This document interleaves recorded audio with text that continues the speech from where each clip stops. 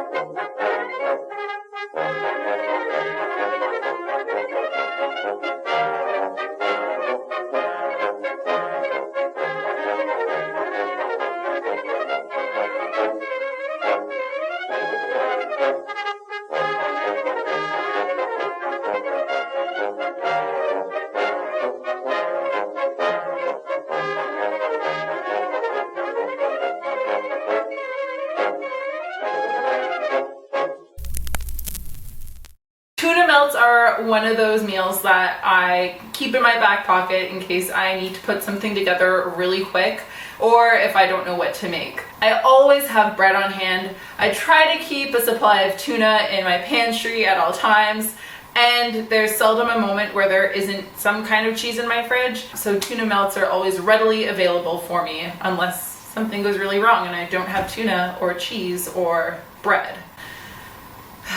I hate it when I don't have bread on hand.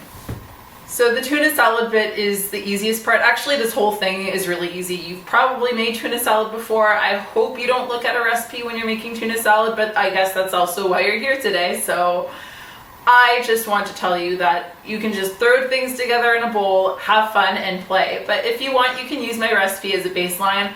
Honestly, it's something I just whisked up together on the spot because that's what I do when I'm making tuna salad.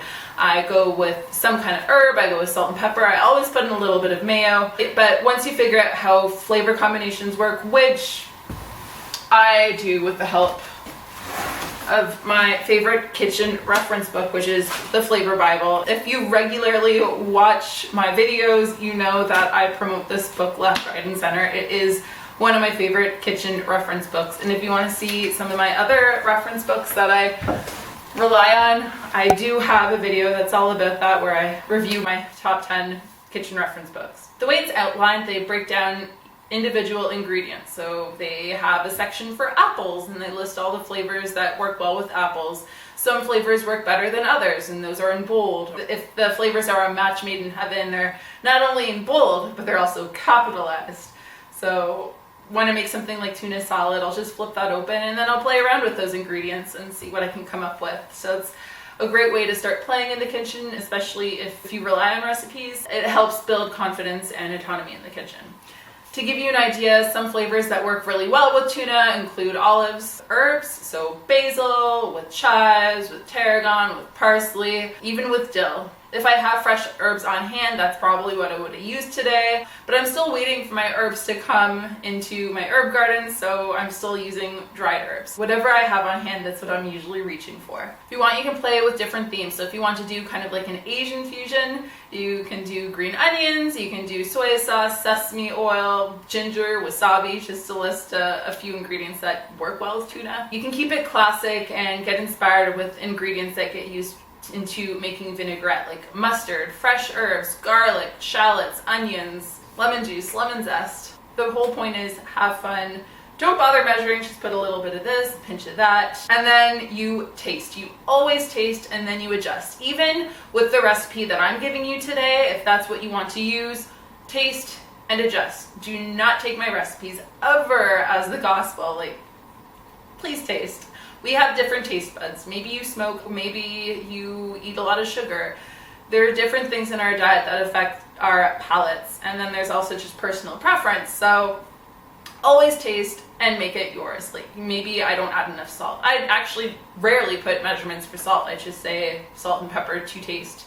Some people don't even like pepper, so you see what I mean? If you think a recipe needs more lemon, put in more lemon. It's all about play. Another thing I like to add into my tuna salads, I'll chop up some pickles, whether that's green pickled beans, and I have a recipe for a quick pickle bean. That's just making a jar that you can put in your fridge. If you ever find yourself with green beans and you don't know what to do with them, you can do a quick pickle and then they last you for a lot longer than they would fresh. So I always have a jar of those in my fridge that are ready to go. I just chop up some pickles. Another thing that would work really well are capers, so something salty. And I already mentioned olives, so adding that into your tuna salad just adds a little bit of a salty factor that the tuna might not have, and it keeps things interesting, and sometimes it'll give you a little crunch. You can play around with the cheese. Today I used mozzarella because that's what I have on hand, but just try to use something that's melty. Havarti would be really good, brie, Gouda, cheddar. Just play around, make it yours. Use what you have, most importantly. It's just use what you have, which is what my rule is in the kitchen. I made this recipe today based on what I have, and you can do the same. After you have your tuna salad made, you slice your bread, you butter your bread, or you don't butter your bread, it's up to you. And then you put it on your tuna salad, your cheese, broil until melted and toasty, and then you can either eat it or garnish it with something that's fresh, whether that's sliced radishes or watercress. I have sprouts that I'm using today, especially since my garden is going to be a long time. I don't have any plants in my garden yet except for parsley that's coming up from last year and my perennial herbs. So right now I am sprouting. So I always try to have a continual supply of sprouts. And if you have no idea what sprouting is, I do have a video that's all about sprouting that you can check out. I'll make sure to link it below. If you want, you garnish it, you dress it up, you serve it, and bon appetit. It's very simple. It uses things that you have in your pantry. If you don't have much of a pantry and you don't really know where to begin with building your pantry, I'll also have a video on that. So the link for that is also in the description below.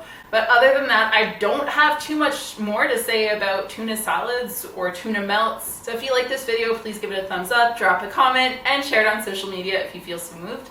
Other than that, I do put out 2 new videos a week, so I will be seeing you real soon. Bye!